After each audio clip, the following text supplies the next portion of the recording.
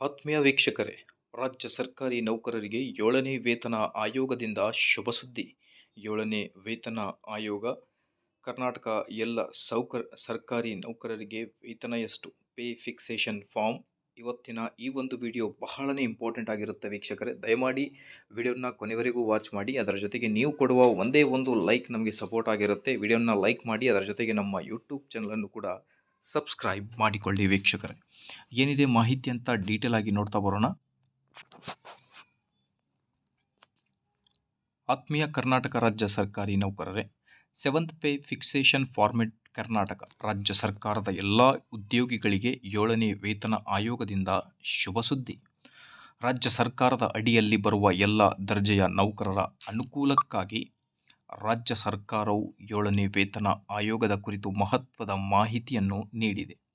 ಈ 7ನೇ ವೇತನ ಆಯೋಗದ ಪ್ರಕಾರ ಎಲ್ಲ ಸರ್ಕಾರಿ ನೌಕರರ ಕಲ್ಯಾಣವನ್ನು ನೋಡಿಕೊಳ್ಳಲಾಗಿದೆ.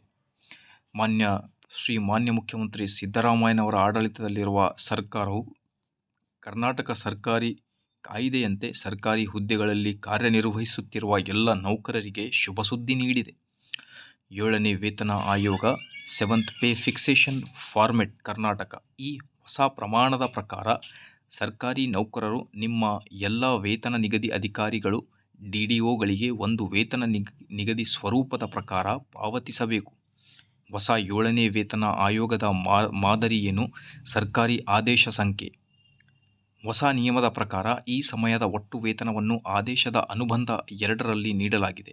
ಸರ್ಕಾರಿ ನೌಕರರು ತಮ್ಮ ಹಳೆಯ ಅನುಭವವನ್ನು ಹೊಂದಿಸಲು DD ಸಹಾಯವನ್ನು ತೆಗೆದುಕೊಳ್ಳಬಹುದು ಮತ್ತು ಅವರಿಬ್ಬರ ಮೂಲಕ ಸಂಬಳ ಸಮನಾಗಿದೆಯೇ ಎಂದು ಪರಿಶೀಲಿಸಬಹುದು. ಜುಲೈ ತಿಂಗಳ ಸಂಬಳದ ನಂತರ ಈ ಮೂಲ ವೇತನದ ಪರಿಷ್ಕರಣೆಯು HRMSನಲ್ಲಿ ಪರಿಷ್ಕರಿಸಲ್ಪಡುತ್ತದೆ. ಆದ್ದರಿಂದ ಸರ್ಕಾರದ ಹೊಸ ಅಧಿಕೃತ ಆದೇಶದೊಂದಿಗೆ ಈ ಬಗ್ಗೆ ಹೊಸ ಮಾಹಿತಿಯನ್ನು ಆಗಸ್ಟ್ 10ರ ನಂತರ ಲಭ್ಯವಾಗುತ್ತದೆ.